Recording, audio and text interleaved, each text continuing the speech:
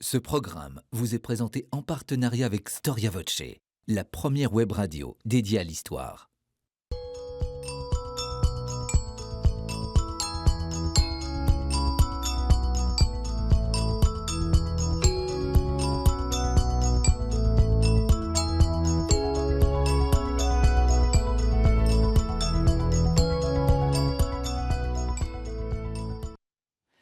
Chers téléspectateurs, chers auditeurs, bonjour, bienvenue à vous et merci pour votre fidélité à votre émission Au risque de l'histoire.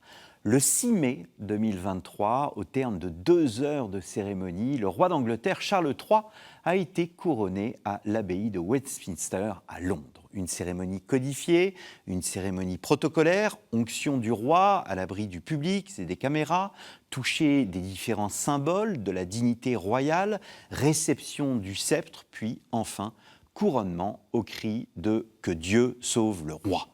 Cérémonie hors du temps, cérémonie hors d'âge, le couronnement de Charles d'Angleterre n'en a pas moins fasciné le monde entier, comme si dans une période de crise, on voyait dans ces gestes venus du fond des âges une forme de stabilité, une forme de permanence et surtout de transcendance. L'émission Au risque de l'histoire vous propose aujourd'hui de comprendre ce rite si particulier du sacre. Quelles sont les origines du sacre ? Faut-il distinguer couronnement et sacre ? Que nous dit le sacre de ce que doit être un roi devant Dieu et son peuple ? Comment se déroule la cérémonie du sacre ? Est-ce qu'enfin on assiste au fil des siècles à une évolution du sacre ? C'est ce que nous allons voir aujourd'hui avec mes deux invités, Bruno Maes et Marion Pouspin. Bruno Maes, bonjour. Bonjour. Merci d'avoir répondu à notre invitation. Vous êtes historien, maître de conférences en histoire moderne HDR à l'université de Lorraine et vous avez co-dirigé avec Catherine Guyon et Jean-François Schickel, Sacre et couronnement en Europe, rite politique et société du Moyen-Âge à nos jours, donc plusieurs historiens qui se penchent sur à la fois le sacre et le couronnement, parus chez nos amis des presses universitaires de Rennes. Nous présentons très régulièrement les livres des presses universitaires de Rennes qui font beaucoup sur l'historiographie religieuse. Et puis, je souhaite présenter aussi ce livre, Le Sacre des rois, à Reims. Il s'agit d'une publication donc des travaux de l'Académie nationale de Reims, un hors-série, le numéro 1, paru en 2019. Marion Pouspin, bonjour. Bonjour. Merci d'avoir répondu aussi à notre invitation. Vous avez participé à cet ouvrage, c'est pour cette raison que je vous reçois. Vous êtes vous-même historienne, docteur en histoire, chargée de cours à l'ICP également agrégé. Alors je me tourne vers vous, Bruno Maes. Le premier sacre de l'histoire a lieu à Reims. Il s'agit du sacre de Louis le Pieux par le pape Étienne IV. Nous sommes le 5 octobre 816, donc après Charlemagne. Pourquoi a-t-on décidé de donner au roi, comme cela, une dimension sacrée ? Pourquoi à cette époque-là ? Pourquoi pas au 6e, 7e ou au 5e siècle ? En fait, le premier sacre a eu lieu, non pas à Reims, mais ailleurs, pour Pépin le Bref, le père de Charlemagne, en 754. Et le pape en question, ce n'était pas Étienne IV, mais c'était Étienne II. Et donc, ça, si vous voulez, c'est très important, le sacre, parce que les Mérovingiens n'étaient pas sacrés, oui. Et les Carolingiens, eux, sont sacrés. Donc Pépin le Bref qui ouvre la dynastie des Carolingiens. Tout à fait. Donc il y a Pépin le Bref, ensuite Charlemagne, et le fils de Charlemagne, Louis le Pieux, donc qui lui est sacré à Reims par le pape Étienne IV. Ils sont couronnés et sacrés ? Tout à fait. Alors que les Mérovingiens n'étaient pas sacrés. Alors pourquoi la raison principale, c'est une raison au fond politique, c'est-à-dire qu'il s'agit de sacrer le roi pour lui donner une légitimité ? Ça n'est pas pour lui donner une légitimité. Tout le monde se souvient, non pas du sacre de Clovis. Clovis n'a jamais été sacré, mais il a été baptisé. Oui. Il a été baptisé à Reims, nous dit-on, en 496. Et donc, comme la personne qui devait apporter l'huile pour le baptiser n'arrivait pas à frayer son chemin à travers ces grands guerriers francs, eh bien, le ciel s'est ouvert et la colombe du Saint-Esprit a apporté une huile, et l'huile est donc descendue du ciel, donc non faite de main d'homme. Et c'est en souvenir du baptême de Clovis que les Carolingiens, souvent les Carolingiens, sont sacrés à Reims. Marion Pouspin ? Oui, en effet, alors, c'est Pépin le Bref qui est le premier roi de France à avoir été sacré. Louis Ier le Pieux est le premier à avoir été sacré à Reims. Donc il faut revenir en effet sur ce premier sacre inaugural pour les rois de France, oui, de Pépin le Bref. Et à la suite de ceci, notamment Louis Ier le Pieux réitère quelques gestes de son grand-père lors de sa propre cérémonie. De plus, le sens en effet de ce sacre de la part de Louis Ier le Pieux est tout à fait significatif, d'où d'ailleurs le surnom donné à ce roi en référence à sa grande piété, à son grand dévouement à l'Église. Et c'est lui qui voulait finalement tenir de l'Église ce qu'il avait déjà reçu 3 ans avant, en 813, puisqu'il avait déjà été couronné. Il avait déjà reçu en effet l'élection, le suffrage des électeurs, des grands vassaux, et sur le choix de son père. Charlemagne avait pris en effet le soin d'associer son fils à l'Empire pour qu'il n'y ait pas justement la réitération de ce geste fait par le pape en l'an 800. Sauf que le fils n'a pas fait ce que le père avait finalement prévu. Enfin, essayer d'échapper en tout cas à cette revendication d'une sorte de prérogative pontificale. Là, c'est Louis le Pieux qui a fait appel au pape pour qu'il vienne à Reims en référence à l'onction, enfin ce baptême, cette onction post-baptismale reçue par Clovis. Et ce qu'il cherchait en effet, c'est une sorte de légitimité religieuse, c'était obtenir de Dieu, de l'Église, son titre impérial. Le lien, évidemment, avec la papauté est absolument essentiel. La papauté possède comme un intérêt à s'unir à Pépin le Bref, à faire de Pépin le Bref un roi sacré. Oui, et puis le pape de l'époque avait des problèmes avec les Lombards, le peuple qui habitait donc la plaine du Pô. Et le roi de France, c'était donc Pépin le Bref dès 751, fait appel à quelqu'un d'extérieur pour que les choses se passent mieux avec les Lombards. Et donc voilà, Pépin et la papauté sont alliés contre les Lombards. Donc est-ce qu'on peut... Alors on sait, je pense que nos auditeurs et nos téléspectateurs le savent, puisqu'on le répète très souvent dans cette émission, religion et politique sont intimement liés. Ce lien entre le pape et Pépin le Bref est quasi naturel. Alors quasi naturel, je dirais pas exactement, mais en tout cas, il y a un secours qui est porté et qui est recherché par le pape d'avoir un secours auprès du roi de France. Et les rois de France s'appuient sur la papauté pour, en effet, apporter une sorte de légitimité supplémentaire à l'élection. On est dans le cadre d'une royauté élective. Ce sont les grands vassaux qui élisent le roi et qui trouvent donc une autre dimension, une légitimité supplémentaire auprès du pape. Une sorte de service rendu de part et d'autre. Une légitimité pour l'un et un secours, un appui politique de l'autre. Est-ce qu'on définit très vite les origines du sacre? Est-ce qu'on légitime le sacre par la référence à la fois à l'Ancien Testament et au Nouveau Testament? Pour l'Ancien Testament, c'est sûr. Il suffit de regarder la façade de la cathédrale de Reims. Sur la façade de la cathédrale de Reims, il y a David qui combat Goliath. Et David a été sacré. Donc, ce que vous dites, c'est que dans l'Ancien Testament, l'idée de sacre est beaucoup plus prégnante qu'elle ne l'est dans le Nouveau Testament. Je pense que oui. Alors, il y a en effet une référence, l'onction royale. Elle s'inspire, elle prend pour modèle, c'est le modèle davidique. Oui.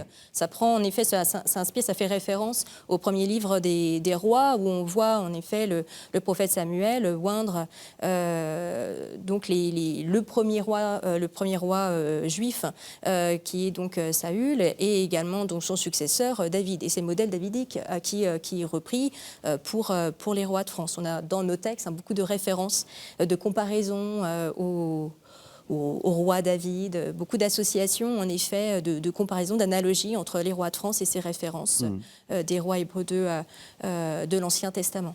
Et alors, quand Jésus, en fait, est jugé devant Ponce Pilate, le Christ s'adresse bien à Ponce Pilate en disant, voilà, ton pouvoir, tu ne l'aurais pas si tu n'avais pas été choisi par Dieu. Est-ce qu'il y a cette notion d'élection? Vous parliez tout à l'heure d'électio. L'électio, c'est le choix.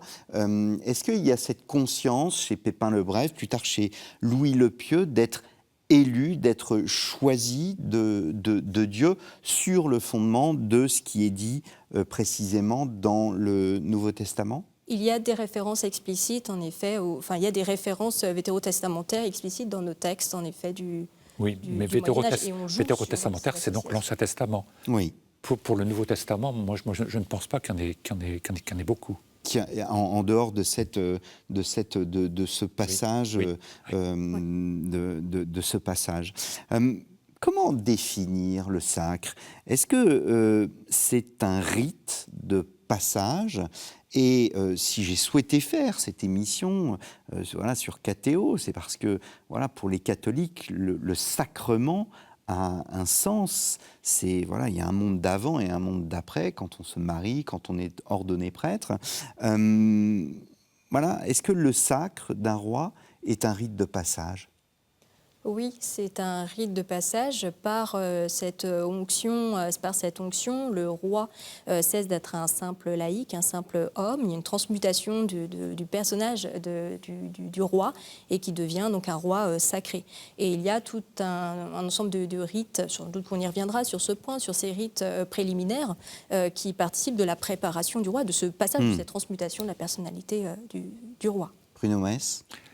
Oui, je pense que c'est important, et je crois que c'est vraiment une chose essentielle. Est-ce qu'on peut dire que le roi, sans sacre, n'est pas considéré comme le roi? Ça dépend des moments. Par exemple, Jeanne d'Arc va voir Charles VII, le victorieux, en 1429.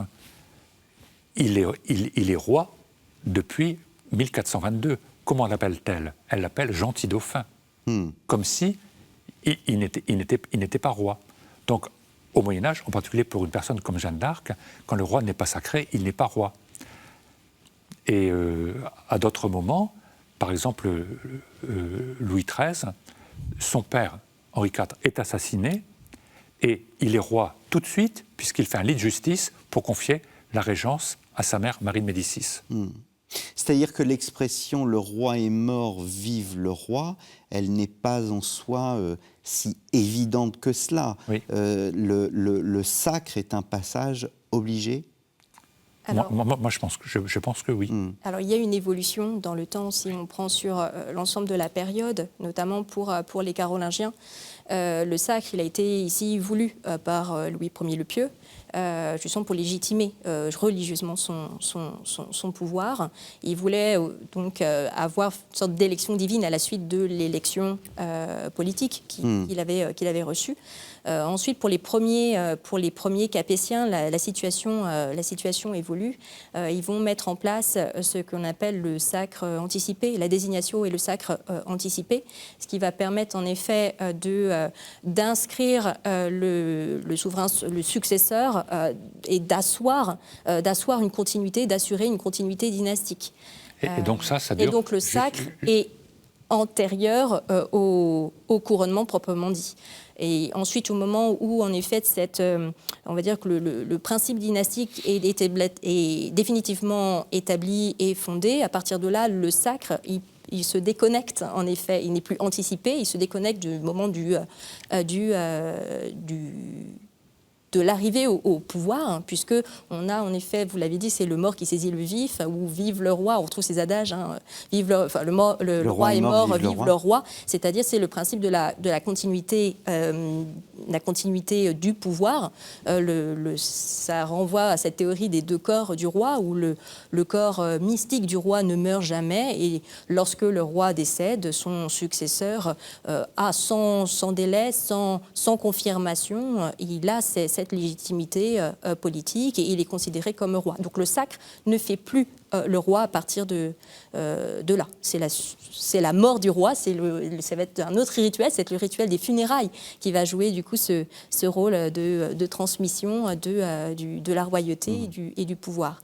Et plus on avance en effet dans le temps, notamment donc à l'époque moderne, on va avoir une distance dans le temps entre le couronnement, on va dire l'avènement du souverain et son sacre. Ça peut aller de quelques mois par exemple pour Louis XIII ou à quelques années pour Louis XIV. Donc est-ce que c'est le sacre qui fait le roi? Ça va dépendre de l'époque. Bruno Maes, vous vouliez ajouter quelque chose? En fait, UKP monte sur le trône en 987. Il y a une sorte de miracle capétien jusqu'en 1328, donc avec le sacre anticipé du vivant du père, et en 1328, il n'y a plus personne. Donc ça dépend, et c'est donc le début de la guerre de 100 ans. Et Jeanne d'Arc arrive après. Jeanne d'Arc d'Amélie Modeste arrive après. Elle arrive dans les années 1420. Donc ça dépend vraiment des lieux et des temps. Et de l'opinion, de ce qui représente en effet, de ce qui fait, ce qui est constitutif de la royauté pour les populations. Alors, je voudrais, on s'attache aux termes, et en histoire, les termes sont extrêmement importants, hein, comme en science. On évoquait le baptême de Clovis, on évoque le couronnement, le sacre. Est-ce qu'il y a des couronnements sans sacre ou des sacres sans couronnement? Je me souviens très bien de mon professeur d'histoire médiévale en deuxième année qui me disait que Charlemagne n'avait pas été sacré à Rome, mais qu'il avait été couronné. Oui, mais il avait été sacré avant. Et il avait été sacré avant. Oui. Voilà. Donc, quelle différence, au fond, entre le sacre de Charlemagne et son couronnement? Qu'est-ce qu'il y a de plus? Qu'est-ce que le couronnement apporte que le sacre n'a pas apporté, ou réciproquement? Quand Charlemagne a été sacré, il a reçu une couronne. Mais c'était une couronne qui n'était pas une couronne fermée. C'était une couronne ouverte. C'est-à-dire? Quand vous voyez, les empereurs ont une couronne qui est fermée. La couronne, c'est un demi-cercle, si vous voulez. Oui. Et la couronne ouverte, c'est simplement le bandeau. Oui. Et enfin, quelle est la différence de sens? Justement, il n'y a qu'un empereur. Oui. Quand Charlemagne est couronné empereur à Rome, il est couronné pour tout l'Occident. Alors qu'avant, il était simplement sacré et il avait une couronne de roi. Cette fois, il est couronné empereur. Donc il y a comme une dimension géographique, finalement. Universelle. Universelle. Et quand l'empereur de Byzance qui existait, à l'époque, il a très mal vu le fait que Charlemagne soit couronné empereur. Parce que des empereurs, il n'y en a qu'un. Et alors, cette distinction, on la retrouve à d'autres époques, entre sacre et couronnement, où on peut dire que l'un et l'autre sont finalement associés, au-delà du baptême de Clovis qu'on évoquait, avec la colombe qui apporte l'huile qui permet de oindre le roi. La distinction entre le sacre et le couronnement, là encore, il faut recontextualiser par rapport aux époques, puisque on a évoqué le sacre anticipé, notamment pour les premiers Capétiens qui abandonnaient à partir donc, de Philippe Auguste. Donc, ça va dépendre à quel moment on se situe, en effet, sur la signification même du couronnement ou du sacre, s'ils sont concomitants, si l'un anticipe l'autre ou s'il lui succède. Du coup, l'apport et la signification du sacre ou du couronnement sera différent. Est-ce que c'est juste obtenir finalement la souveraineté sur le royaume, obtenir une reconnaissance et une sacralité, puisque c'est de cela dont il s'agit avec le sacre. Cela diffère en effet en fonction des premiers capétiens, à partir donc de Philippe Auguste, ou ensuite à partir notamment de Charles VI et Charles VII. On a une évolution de cette conception de la temporalité. Alors qu'à l'époque moderne, l'un et l'autre sont associés. L'époque, 16e, 17e, 18e siècle, le sacre et le couronnement ont vraiment lieu en même temps. Oui, ça dépend. Ça dépend aussi. Oui. Tous les sacres n'ont pas eu lieu à Reims. À l'époque d'Henri IV, la ville de Reims était tenue par la famille de Guise-Lorraine. Et donc, il a été à Chartres. Et donc, Henri IV a été sacré à Chartres, pas avec l'huile du baptême de Clovis, mais avec une huile plus ancienne qu'un ange. C'est important. C'est un ange qu'il a donné à Saint-Martin. Et donc, c'était un siècle avant le baptême de Clovis. Alors, on le voit bien, l'histoire des Francs, le roi des Francs, joue un rôle spécifique dans l'émergence de cette pratique. Est-ce qu'on peut dire que les Francs, et non pas la France, les Francs ont été précurseurs dans cette pratique? Alors vous allez me dire, il y a le Nouveau Testament, il y a l'Ancien Testament, mais à l'époque médiévale? Alors, il faut rappeler en effet que Clovis, il a reçu on parle de baptême pour Clovis. Et on va dire qu'on a une sorte de torsion historiographique qui ne date pas de l'époque de Clovis ou de Grégoire le Tour, mais davantage, c'est postérieur. On va dire on va être au 7e siècle avec Frédégère et après au 9e siècle avec Hincmar. Et c'est là que se construit finalement cette légende que Bruno a rappelée avec cette colombe, donc Saint-Esprit, venu donc apporter là Sainte-Ampoule, cette huile utilisée pour oindre Clovis et qui sera ensuite réutilisé par la suite pour les rois de France. Donc, on va dire c'est sous la plume d'Hincmar, Clovis inaugure Hincmar de Reims. Hincmar de Reims, tout à fait, l'archevêque de Reims.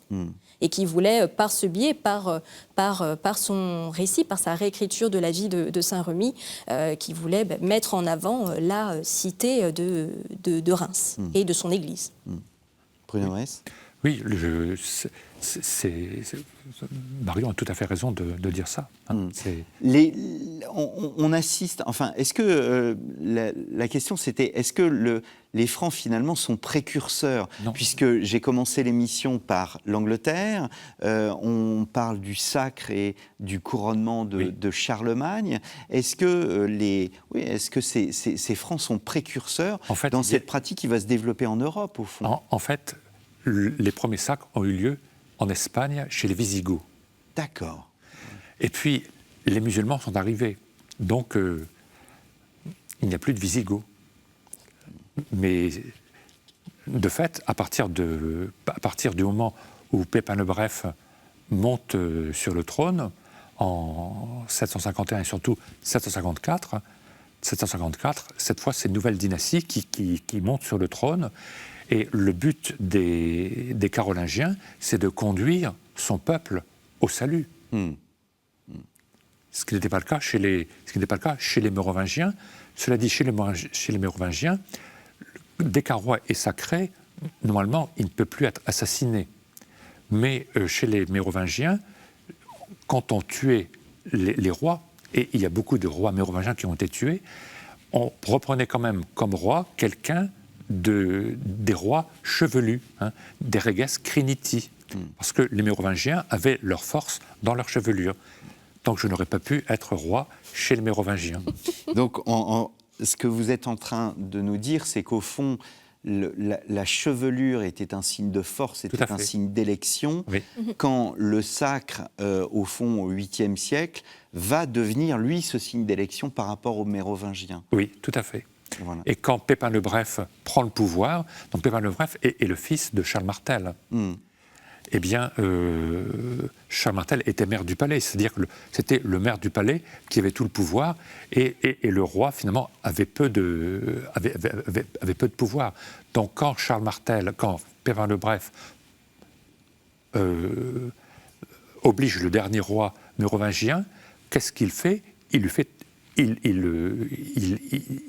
tond et il le met dans un couvent.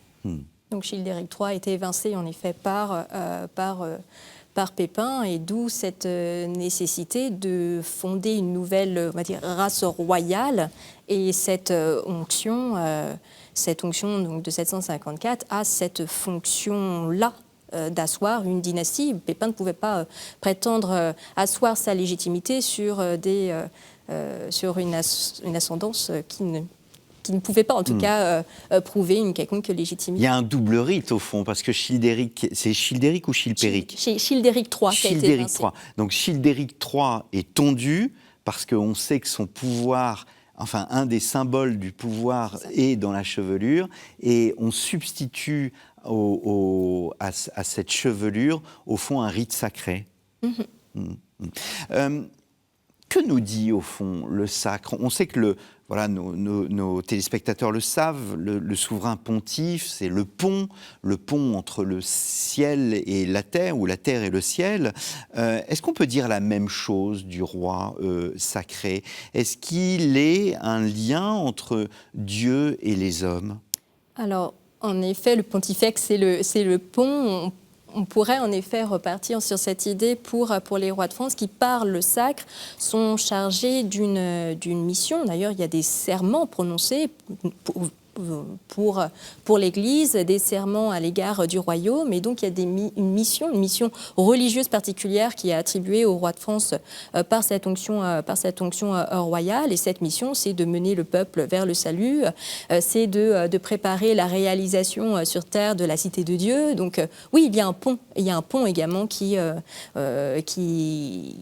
mis en place, en tout cas vers lequel le roi de France doit aspirer. Le roi de France doit rendre compte de ses actes devant Dieu, Bruno Maes? Oui, tout à fait. Il doit conduire son peuple au salut. C'est sa vocation. Dès lors qu'il est sacré, dès lors sa vocation. Oui, tout à fait. Il y a une sorte de relation paternelle avec son peuple. Donc c'est une obligation vis-à-vis du peuple, au fond, oui, et vis-à-vis de Dieu. Tout à fait.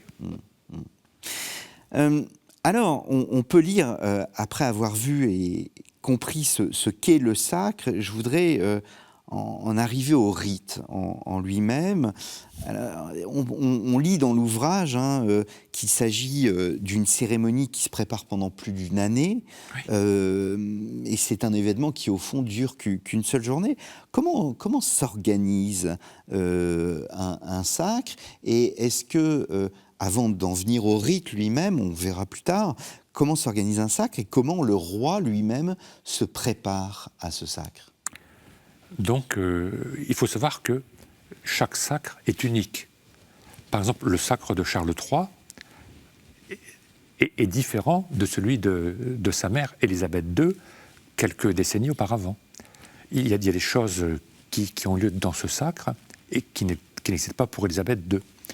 Et pour les rois de France, c'est pareil. Donc, au départ, le roi passe une nuit en prière. Là, je fais quelque chose de très général. Il passe une nuit en prière, comme quand on est adoubé chevalier. Ensuite, le matin du sacre, le deuxième pair de France, père P.A.I.R., va chercher la Sainte Ampoule. La Sainte Ampoule n'est pas à la cathédrale, elle est à Saint-Remy. Donc le deuxième pair de France, l'évêque de Laon, va chercher l'ampoule pour la mettre à la cathédrale. Et ensuite, le roi s'achemine, comme on l'a vu pour Charles III en Angleterre, s'achemine vers la cathédrale. Ensuite, le roi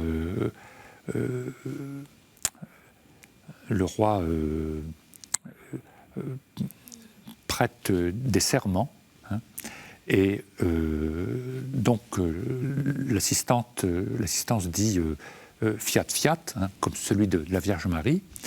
Et puis ensuite... Donc c'est un geste d'acceptation. Oui, un geste d'acceptation. Soit la foule ne dit rien. Est-ce qu'on peut dire que c'est un geste d'élection? Est-ce qu'on peut dire que c'est un choix? Plutôt un consensus. C'est plutôt là. Qui démo consent. C'est ça. On mime de rejouer l'élection finalement ancestrale.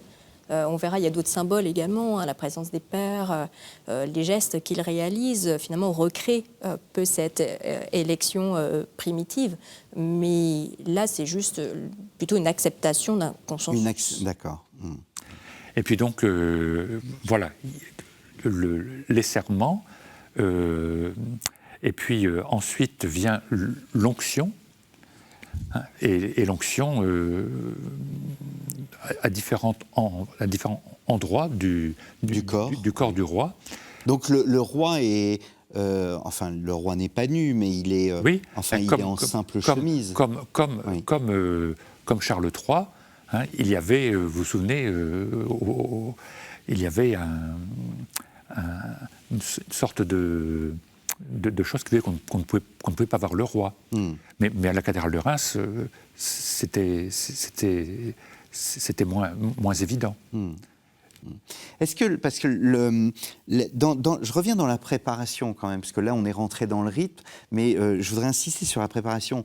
Est-ce que le roi se prépare dans son année avant le sacre, un peu comme aujourd'hui, voilà, il y a des préparations au baptême, il y aurait une préparation au sacre. Est-ce qu'il y a un enseignement du roi? Est-ce que il a des obligations religieuses dans l'année précédant le sacre? Alors, je vais déjà compléter un peu ce que Bruno a dit. En effet, pour chaque sacre est différent. On s'appuie pour cela sur des textes normatifs, entre autres, ce qu'on appelle les pontificaux, qui contiennent donc les ordinès, c'est l'ordo du sacre, c'est-à-dire c'est le déroulé du sacre, ce que Bruno justement retraçait, c'était cet ordo du sacre, et on l'a consigné, on a plusieurs comme ça, textes de référence auxquels s'appuyer pour préparer un nouveau sacre, tout en y ajoutant et en y réalisant quelques ajustements par rapport au contexte, par rapport à l'idéologie royale du moment également. Donc ce sont les pontificaux, des ordos. On va dire que sous Saint-Louis, on a une sorte de sécularisation de ces textes qui étaient davantage dans un domaine religieux et qui ensuite sort de ce domaine de l'Église. On a des versions non plus latines, mais des versions en langue vernaculaire et qui petit à petit, notamment ce grand ordo que l'on lui doit et qui renvoie davantage finalement à une sorte d'illustration de l'idéologie royale plutôt qu'un programme de sacre, un programme de sacre antérieur ou un programme qui serait à suivre pour fixer un nouveau sacre. Mais en tout cas, on a un support, on s'inspire en effet sur ce que les prédécesseurs ont fait pour pouvoir organiser un nouveau sacre. Ensuite, concernant le roi lui-même, il se prépare, il va avoir une préparation qui va être de l'ordre, on va dire, spirituelle, avec la fameuse veillée, cette confession, la veille du sacre. Il va également jeûner, soit sur juste quelques jours, soit sur un temps un peu plus long. Il y a vraiment une sorte de... Ce sont des rites préliminaires qui renvoient à cette transmutation qu'il va connaître dans le cadre du sacre. Et ces rites préliminaires servent donc à le purifier. Ce sont des rites de purification.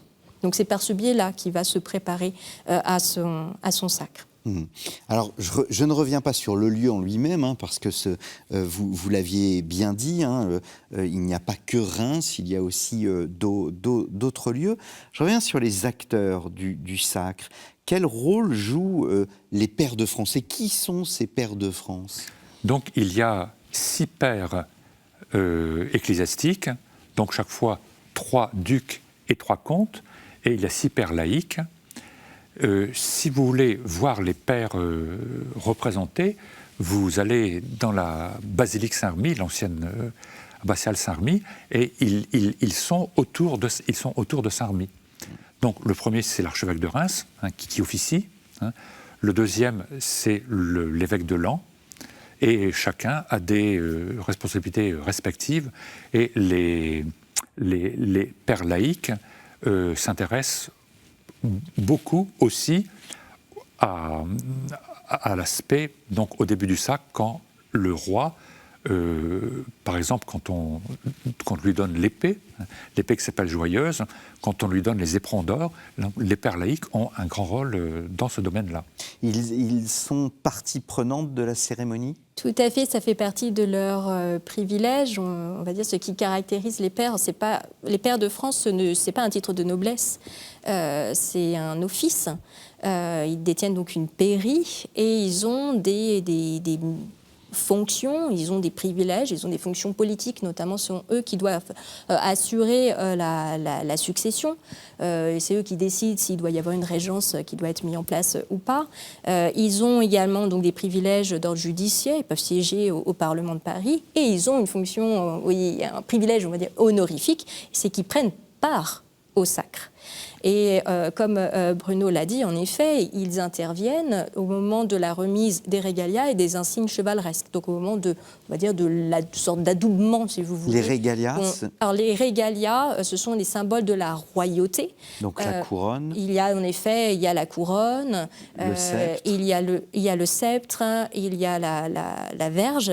Donc c'est le bâton de commandement et le sceptre. La main de justice. Et la main de justice, tout à fait, la main de justice. Charles III avait l'orbe, ce qu'on appelle l'orbe, c'est-à-dire le globe surmonté d'une croix. Oui. Il y avait la même chose là, si on voit sur la couverture. Oui, mais là c'est Charlemagne. C'est Charlemagne. C'est Charlemagne. Et donc c'est le symbole de l'universalité. Oui, tout à fait. Tout à fait. Et Charlemagne, sur cette photo, a bien une couronne fermée, comme vous le voyez. Exactement. Alors, donc, les pairs portent les symboles, les régalias. Les régalias et les insignes de la chevalerie. En fait, ce sont deux étapes, on va dire, dans la cérémonie du sacre. Une sorte de, comme si on recréait un adoubement avec la remise des insignes de chevalerie, parce que le roi est ici un roi chevalier. Et ensuite, il y a la remise d'autres insignes qui sont ce qu'on appelle les régalias et qui sont des symboles du pouvoir et de la royauté. Et il y a notamment ce signe, ce geste qu'il réalise, c'est qu'ils portent en effet tous ensemble la couronne sur la tête, au-dessus de la tête du roi. Là, je n'ai pas terminé ma liste. Donc les pairs portent la couronne, donc après l'onction, ils portent la couronne et ils la mettent sur la tête du roi, tous ensemble. Donc quand on voit l'archevêque de Reims qui porte la couronne, il n'est pas seul. Et ils le conduisent jusqu'au trône, c'est l'intronisation. C'est très intéressant parce que tout le monde a en tête le fameux tableau de David, le couronnement, et il y a une forme de triomphe. Alors peut-être que ce triomphe aussi est lié à la monarchie des temps modernes, Louis XIV, Louis XV, Louis XVI, mais là, ce qu'on voit, c'est les pères de l'Église qui, en quelque sorte, sont partie prenante et agissent. Et le roi, on imagine à genoux, il reçoit. Il n'y a pas d'idée de domination, au fond. Non, on retrouve justement, on rejoue la fameuse élection que je vous ai évoquée tout à l'heure. Alors, vous avez évoqué, on a évoqué la couronne, le sceptre. Les insignes de la chevalerie, ce sont les éperons, les éperons d'or, l'épée. Et les souliers. Et les souliers, voilà. Et donc, le roi, tout au long de la cérémonie, revêt l'ensemble, ou porte l'ensemble, ou touche l'ensemble de ces objets et change. Pardon, je vous coupe. Allez-y, je vous en prie. Il y a en effet les gants. Et les gants. Les gants, bien sûr. Donc, en fait, il s'habille. Il revêt On imagine qu'au fil des siècles, on voit le portrait de Louis XIV sacré, le portrait de Louis XV sacré. Tout ça, ce sont des portraits qui montrent qu'il y a beaucoup de choses. Ce sont des éléments qui s'ajoutent au fil des siècles. Alors, dans ces portraits sont très intéressants. Certains sont des portraits, en effet, officiels, où le roi va remettre les habits du sacre. D'autres vont aussi se parer de ces vêtements du sacre sans forcément avoir été pourtant sacrés au préalable. Donc ce sont ce qu'on pourrait qualifier des portraits non officiels. Notamment, j'ai en tête Louis XVIII, notamment, avec son portrait en habit de sacre, alors qu'il n'a pas été sacré. Voilà, donc on va rejouer, en quelque sorte, on va mimer le sacre en revêtant, en effet, ses régalias et ses symboles. Et en effet, cela... On a dit, les sacres et également ces insignes, tout ceci évolue dans le temps, c'est pas figé. L'onction et le couronnement sont les deux moments les plus importants du sacre, Bruno Maes. Ce sont deux moments très importants, hein, et peut-être même les deux plus importants. Et je pense que l'onction est quelque chose d'essentiel. L'onction qu'on a vue, qu'on voit pour la France, et qu'on voit pour l'Angleterre, et l'empereur était aussi sacré. C'est-à-dire que, alors, nous, Français, nous avons l'ampoule du baptême de Clovis. Oui. Les Anglais avaient leur propre ampoule et Je crois, malheureusement, d'après ce que dit M. Contamine, oui. dont nous avons suivi les cours, qu'il n'y a que l'huile anglaise ne vient pas du ciel. Alors, et celle du Saint... Il y a une légende, en effet, qui date du XIVe siècle, sur laquelle ce serait la Vierge qui aurait apporté, donc c'est à Saint Thomas Becket, une huile et un aigle en or. Donc là encore, on revoit la référence donc au Saint-Esprit. Oui. Il y a un parallèle, en effet, avec ce Saint-Esprit qui est descendu sur Jésus au moment de son baptême dans le Jourdain. Donc on va dire que l'Angleterre a voulu aussi avoir son ampoule et sa légende, mais c'est plus tardif, on est au XIVe siècle. On n'a pas parlé de l'Espagne, on n'a pas évoqué l'Espagne. On est dans les mêmes idées, dans les mêmes représentations. Là, Il faudrait un spécialiste de l'Espagne. Voilà. Il ne me semble pas. Il me semble que vraiment, oui. en tout cas, si on s'en tient notamment à ce caractère particulier de l'huile utilisée en France et en Angleterre, les rois en tiennent un pouvoir thaumaturgique. Et si oui. on reprend... en Angleterre aussi, les rois, pensons au livre de Marc Bloch, voilà. Les rois thaumaturges, il compare la royauté française et la royauté anglaise, qui, même à l'époque où elle était devenue protestante, les rois continuaient à guérir jusqu'au XVIIIe siècle. Alors, il y a un objet dont on n'a pas parlé et qu'évoque Yves-Marie Bercé. Oui. On salue Yves-Marie Bercé parce qu'on sait qu'il regarde l'émission et c'est un fidèle téléspectateur de l'émission Au risque de l'histoire. Et Yves-Marie Bercé nous dit, dans l'ouvrage que j'ai présenté en début d'émission, l'importance de l'anneau. Il parle de véritable mariage mystique. Quand je parlais tout à l'heure de peuple, l'anneau est le symbole de l'alliance du roi et du peuple ? Alliance du roi, du peuple, de son royaume. Et en effet, Yves-Marie Bercé a bien montré finalement un peu la construction et l'évolution de ceci. Au départ, en effet, c'est un mariage spirituel, mais qui serait, on va dire, vraiment avec une mise en œuvre politique qui ne sortirait uniquement de l'imagination des juristes, et une évolution au XIVe, XVe siècle avec pour le coup, une plus grande mise en œuvre politique, plus davantage affirmée à partir de ce moment-là. Et en fait, finalement, le roi, quand il est sacré, n'est plus un laïc. Est-ce qu'on peut parler d'un roi prêtre ? Moi, je pense que oui. D'autant plus c'est une expression qui se retrouve dans les sources ? En tout cas, Victor Hugo a parlé d'un roi prêtre. Et l'évêque porte un anneau, signe qu'il est marié avec ses diocésains. Le roi ne communie plus simplement sous l'espèce du pain. Il communie sous l'espèce du pain et du vin. Comme le prêtre. Tout à fait. Alors, après le rite du sacre, il y a la guérison des écrouelles. Que représente la guérison des écrouelles ? Donc, les écrouelles, ça ne fait pas partie du sacre. Ça ne fait pas partie du sacre. Oui. Ce n'est pas parce qu'on est sacré qu'on arrive à guérir les écrouelles. Alors, il y a un lien, mais ce n'est pas le même rituel, c'est un autre rituel. Alors, expliquez-nous. Donc, vous savez que pour guérir les écrouelles, c'est des sortes de bubons. C'est la spécialisation de Saint Marcou, hein, c'est parce que Mars c'est mauvais, et Cou, c'est parce qu'il y a des bubons autour du cou. Donc le roi fait un pèlerinage à Corbeny, où il y a un prieuré à Saint-Marcou. Et donc le roi fait ce pèlerinage, non pas pour guérir les écrouelles, mais pour acquérir le pouvoir de Saint-Marcou de guérir les écrouelles.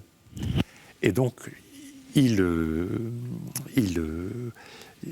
après avoir fait son pèlerinage à Saint-Marcou, il sort à Saint-Marcou, il remet ses habits royaux, et là, il touche les premiers scrofuleux. Les scrofuleux, c'est-à-dire les gens qui ont les écrouelles. Et ensuite, plusieurs par an, à Pâques, au 15 août, le roi continue à toucher les écrouelles. Et les écrouelles sont très nombreux à venir être touchés par le roi. Donc c'est en effet un rituel qui est lié au sacre, qui est lié à l'onction royale reçue par le roi au moment du sacre. Ça a lieu, bien souvent c'est le lendemain du sacre, ou ça peut être quelques jours plus tard, ou à plusieurs autres moments au cours du règne. Et donc les scrofuleux souhaitaient être guéris de leur mal, mais la dernière personne sacrée à Reims, c'est donc Charles X. Après la Révolution, il y a beaucoup de scrofuleux qui voulaient être guéris, mais Charles X ne voulait pas toucher à ces scrofuleux, donc finalement il a fini par les toucher à l'hôpital Saint-Marcou de Reims. Alors, il y a un sujet que nous n'avons pas évoqué jusqu'à présent, c'est la reine. Est-ce que la reine peut être sacrée ou couronnée également ? La reine est aussi couronnée. Elle peut aussi, mais pas sacrée. Elle peut être sacrée. Elle peut être sacrée. Elle peut être également sacrée. Elle est sacrée. Oui, oui. Sur la première page, la page 1, vous avez ici le sacre de Charles V, et la reine est sacrée en même temps que lui. On a plus d'une trentaine de reines qui l'ont été. En Europe ? En Europe Non, en France. La majorité d'entre elles l'ont été. Lorsqu'elles n'ont pas été sacrées, souvent c'était pour des questions, on va dire des raisons conjoncturelles. Donc il y a eu en fait 33 rois sacrés à Reims et aussi 33 empereurs sacrés en Allemagne. Et pour certaines, elles peuvent être sacrées avec leur mari, hein, mais la dernière reine sacrée, c'est Marie de Médicis, donc la deuxième femme d'Henri IV. Est-ce que les obligations du roi et de la reine ne sont pas identiques, on imagine ? Tout à fait, c'est-à-dire qu'on dit qu'ils sont... bien souvent, on va dire pendant longtemps, ils ont été sacrés ensemble lors de la même cérémonie. Évidemment, la reine, après les grands moments importants qui fondent en fait, cette monarchie sacrée, cette royauté sacrée. Donc, toutes les remises des régalias, l'onction également pour la reine est fait après le roi et non pas avant. Par contre, à partir déjà du XVe siècle, on voit une évolution, à la fois une prise de distance dans le temps et dans l'espace. Le couronnement et le sacre de la reine devient déconnecté de celui du roi et plutôt réalisé au moment de la première entrée de la reine dans la capitale. Et on a un déplacement du coup aussi géographique, puisque le sacre des reines a tendance à se déplacer à Saint-Denis. On va dire que Saint-Denis serait l'équivalent pour les reines, ce que Reims représente pour les rois. Mais plutôt l'époque moderne. Oui, exactement. Alors justement, sur l'époque moderne, il reste à peine 4 minutes. Est-ce qu'on assiste à une évolution du sacre? Est-ce que la théâtralisation prend le dessus sur le sens du rite lui-même avec l'époque moderne? Alors, là encore, ça dépend des moments. Le sacre de Charles III est très présent et très important. En Belgique, c'est simplement un serment devant l'Assemblée. Mais cela dit, que serait la Belgique sans le roi? Je me souviens, à l'époque où Baudouin II était décédé, dans Le Monde, il y avait une caricature par Plantu. Il y avait d'un côté la file des Flamands qui allaient voir le roi défunt, de l'autre côté la file des Flamands, ils regardaient le roi, et après avoir vu le roi, il n'y avait plus qu'une seule file. De même, quand en février 1981, quand Juan Carlos était monté sur le trône, les partisans de Franco ont essayé de renverser le roi, et finalement, le roi a dit qu'il fallait garder la démocratie. Et le chef du parti communiste espagnol a dit à Juan Carlos, « Sire, vous nous avez sauvés ». Marion Pouspin, Oui. Évolution, théâtralisation. Sur cette théâtralisation, la théâtralisation elle s'est renforcée à l'époque moderne. Ça va également de pair avec l'évolution justement des fameux pairs de France. Il y a tout un jeu de truchement de ces pairs de France, puisqu'à partir du XIIIe siècle, on va dire les pairs que Bruno a mentionnés ont disparu, les pairies ont disparu, ont été absorbés, réintégrés à la couronne, donc au royaume de France, mais on continue de rejouer et donner une place aux pairs de France dans le cadre de la cérémonie du sacre. Et pour cela, on va instituer donc de nouveaux, quelque sorte, acteurs qui vont jouer ce rôle des pairs de France. Mais ce ne sont plus les pairs de France d'antan. Les anciens. Donc il y a une théâtralisation par ce biais, mais il y a une théâtralisation également par toutes les festivités qui sont organisées, par les publications également qui relayent cette grande pompe et magnificence de ces festivités. On a des livrets de sacs, des livrets de festivités qui sont également diffusés, et on a en effet une théâtralisation, une théâtralisation de la cérémonie et une médiatisation, en tout cas, de celle-ci. Si je fais l'évolution par rapport à l'époque contemporaine, où Bruno parle en effet de ce nouveau rapport et de la nouvelle signification du sacre, ce qui s'explique par la sécularisation de nos sociétés. Si on prend le cas de la France, on voit qu'on a un autre rapport au sacre. Désormais, avec cette charte constitutionnelle notamment de 1830, par exemple, le roi ne peut plus être sacré, puisque sa légitimité, il la tient de la nation. Il devient un roi citoyen, il n'est plus un roi sacré. Donc un roi, on passe des rois de France, Louis XVIII et Charles X, un roi des Français. Un roi des Français. Exactement. Eh bien, merci beaucoup à tous les deux d'être venus sur le plateau de Risque de l'Histoire pour évoquer donc ce sacre et ce rite, Sacre et couronnement en Europe. C'est le titre de l'ouvrage que vous avez co-dirigé avec Catherine Guyon et Jean-François Giquel, auquel vous, Marion Pouspin, avez participé. Un ouvrage paru chez nos amis des presses universitaires de Rennes. Et je mentionne aussi les travaux de l'Académie nationale de Reims. Auquel Marion Pouspin a participé aussi. Auquel Marion Pouspin a participé aussi. Donc, Les Sacres des Rois à Reims, un ouvrage publié en 2019. Il me reste à vous remercier, chers téléspectateurs, chers auditeurs, pour votre fidélité à notre émission. N'hésitez pas à vous rendre sur ktotv.com, à regarder toutes les anciennes émissions que nous avons pu enregistrer. Nous avons parlé de Charlemagne, nous avons fait une émission sur Charlemagne, Saint-Louis, etc. Toutes ces émissions, vous les retrouvez dans la section de Risque de l'Histoire de ktotv.com. Et n'hésitez pas aussi à aller chez notre partenaire storiavoce.com pour tous les amoureux de l'histoire. Un grand merci pour votre fidélité et je vous donne rendez-vous dans 2 semaines pour un nouveau numéro de Risque de l'Histoire.